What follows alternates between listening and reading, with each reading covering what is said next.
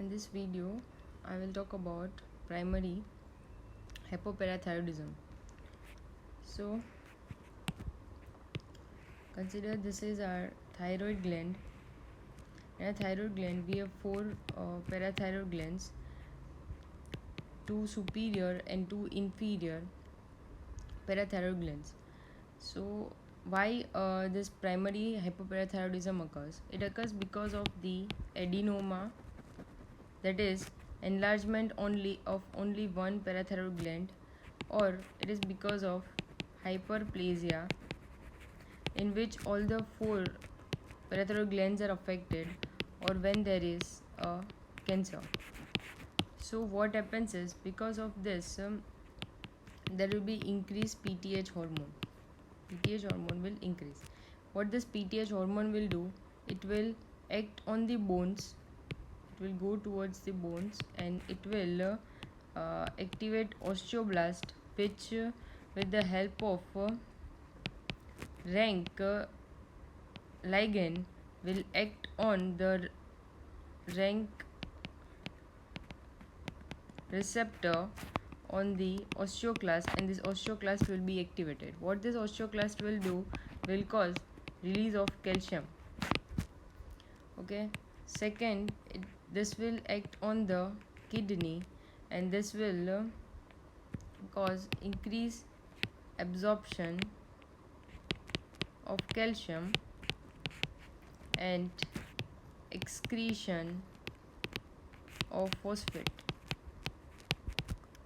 Okay, so there will be what increased calcium, and phosphate will be decreased, and alkaline phosphatase will be increased. Okay, this will be the serum markers in hypoparathyroidism. So when we will examine the blood of the patient, we can see hypercalcemia, hypophosphatemia, and alkaline phosphatase will be raised. So what happens is, because of this, the patient will experience various symptoms, like they will experience pathological fractures. Why pathological? Because of increase calcium release from the bone will become weak. Then they will have subperiosteal bone resorption. Then they will have salt and pepper skull and osteitis fibrosa cystica, disease of the bone. Because of increased calcium, there will be renal stones, nephrocalcinosis, abdominal colicky pain, there will be pancreatitis. Hypercalcemia causes pancreatitis. Then because this PTH will increase and will cause CNS depression, so there will be psychiatric symptoms and band keratopathy, which is seen in the cornea because of deposition of the calcium phosphate stones. So these are the symptoms that occurs with hypoparathyroidism. This all occurs because of increased calcium. So mainly this is related to the bones, kidney, stomach, CNS. Okay, this all symptoms will occur. And band keratopathy, you should not forget this, because they will give you the image of this keratopathy in the exam, and they will ask you to identify the disease. So how to approach this patient is, we can do their ECG also. In ECG we can find increased PR interval or QT shortening. Okay, so first we will do CBC, we will do local examination, we will do CBC, ECG, then imaging investigation, biochemical test, like that is serum test. Then we can do imaging of technetium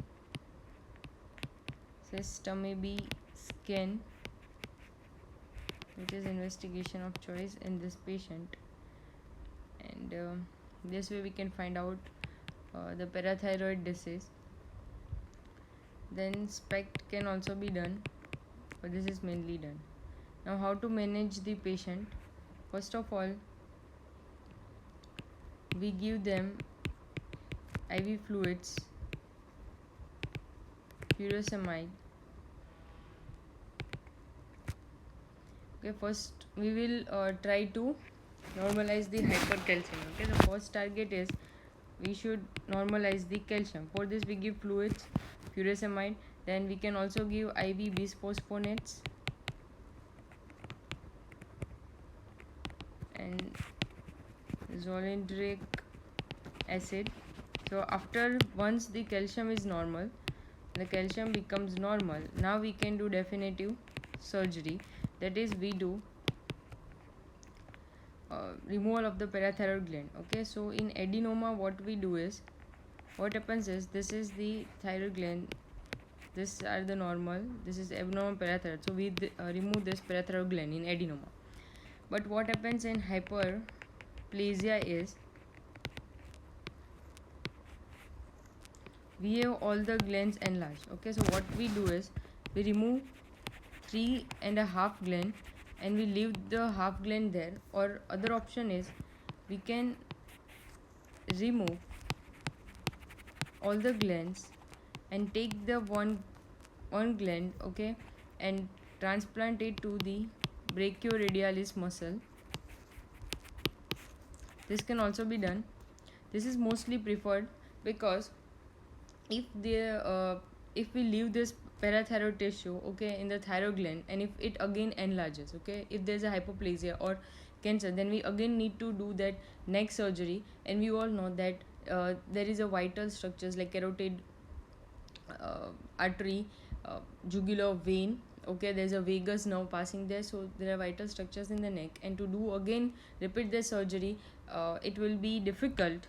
So we transplant it to the brachioradialis muscle. From there we can just take out that hypoplastic parathyroid gland, and it will be easy to operate on the arm than the neck.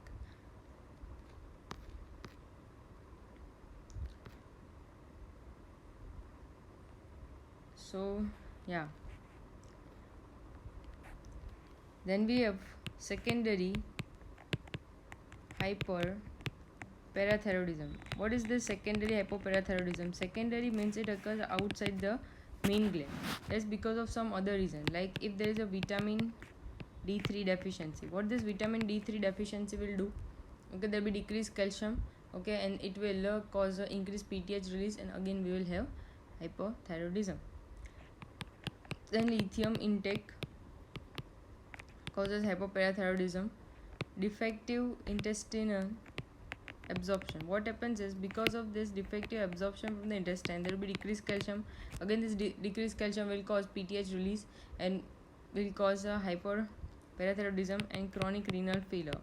Because of this chronic renal failure, there will be vitamin D3 deficiency, there will be calcium deficiency, phosphate deficiency, okay, and this all signals the PTH release and we call hypoparathyroidism. So how to correct this condition is, how to treat this condition. We can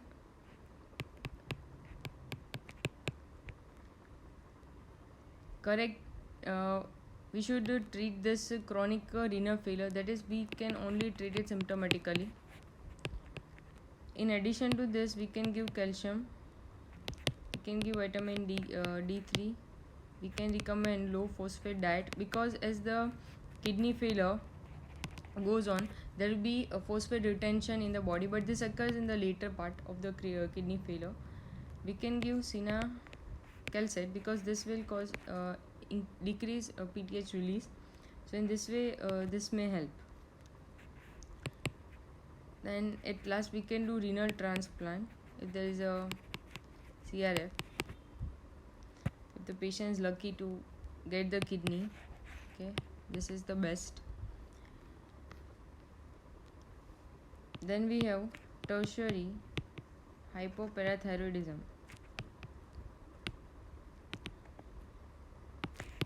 What happens is, in the patient with chronic renal failure. What happens is in this, one of the gland will become of the parathyroid gland will become autonomous. It means even though there is a stimulus or there is no stimulus, it will keep on secreting this PTH hormone. Okay, so the gland will be automatically secreting the hormone without being stimulated. So in this way it will cause hypoparathyroidism. So how we can manage this patient is, we can remove the gland.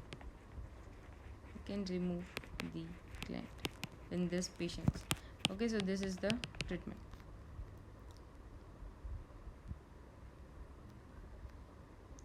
Sometimes we can see pseudo hyperparathyroidism. In pseudo hypoparathyroidism, what happens is, there is hypoparathyroidism like symptom, but there is no hypoparathyroidism. It occurs because of some other condition like hypercalcemia of malignancy or some paraneoplastic syndrome. So yeah, that's all for this video.